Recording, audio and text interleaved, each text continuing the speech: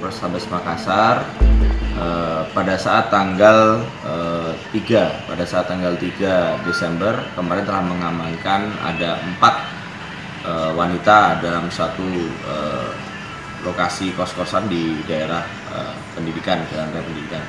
Adapun hasil dari pendalaman adanya laporan dari orang tua korban, itu korban atas nama inisial A, umur itu 17 tahun, yang melaporkan kaitan dengan adanya dugaan tindak pidana perbuatan cabul, kekerasan, dan melarikan orang yang belum dewasa atau anak tanpa persetujuan orang tua.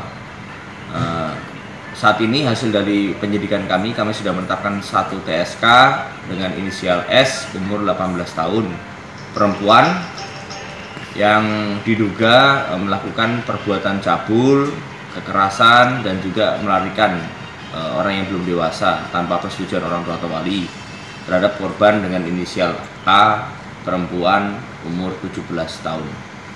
Nah, itu saat ini sudah kami lakukan penetapan tersangka dan sudah kami lakukan penahanan terhadap yang bersangkutan.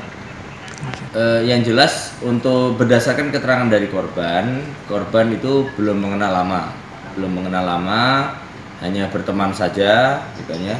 Namun kemudian korban memang ibaratnya pada saat itu mencoba untuk bersama dengan pelaku dengan harapan dia ingin lari dari rumah. Karena mungkin barangkali